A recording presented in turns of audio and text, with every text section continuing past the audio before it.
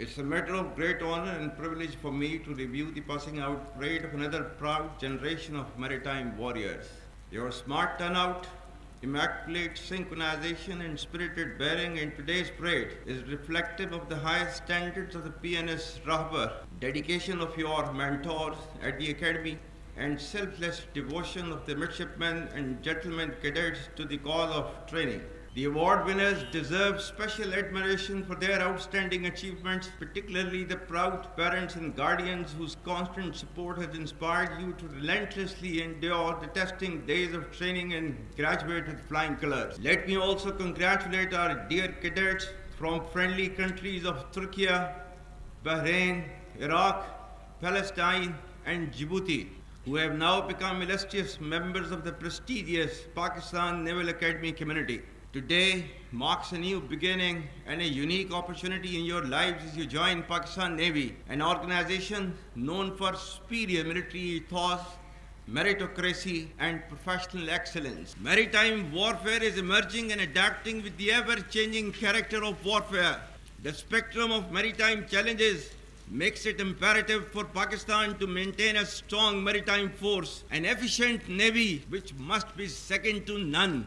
India tends to exploit its so-called strategic relevance, hubristic mindset, and military capacitation for adventurism aimed at political gains. In recent years, under the pretext of counter-terrorism, India's political leadership, marked by a troubling absence of strategic foresight, has twice undertaken acts of unprovoked aggression against Pakistan. On both occasions, their recklessness was met with Pakistan's resolute response, which not only preserved national honor, but also averted a dangerous broader regional escalation. Pakistan, despite grave provocations, acted with restraint and maturity and demonstrated its commitment to regional peace and stability, which has led to Pakistan's role as net regional stabilizer. However, the assumption that Pakistan would have any constraints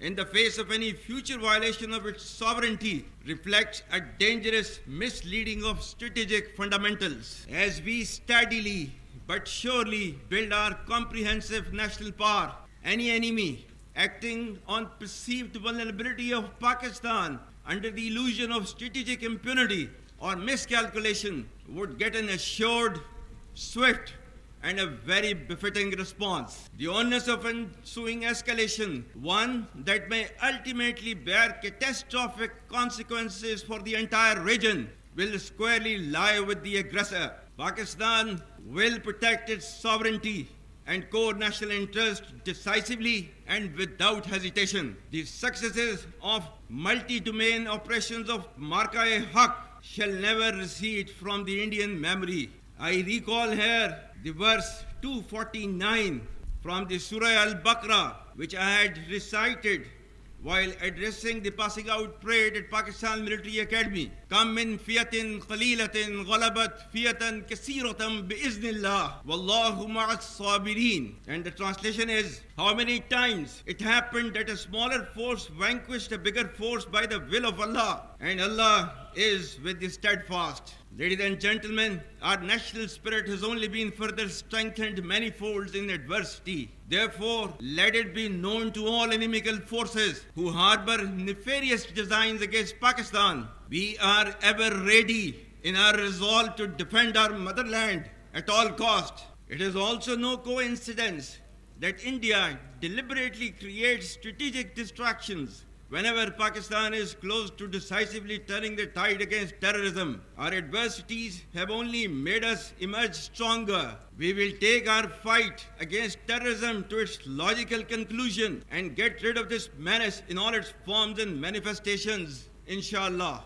On such occasions, we can never miss to mention about the great sacrifices of our Kashmiri brethren in Indian illegally occupied Jammu and Kashmir. We stand firm with the Kashmiri people for their right of self-determination, for the resolution of the internationally recognized long-standing dispute in accordance with the United Nations Security Council resolutions and the aspirations of the people of Kashmir. What India tends to term as terrorism is in fact the legitimate struggle as per the international conventions. Those who endeavored to subdue the will of Kashmiri people and sought conflict elimination instead of resolution have made it more relevant and pronounced through their own actions. As Allah has said, وَمَكَرُوا وَمَكَرَ اللَّهُ وَاللَّهُ خَيْرُ الْمَاكِرِينَ. And they planned, and Allah planned, and Allah is the best of the planners. The world must realize that without a just and peaceful resolution to the Kashmir issue,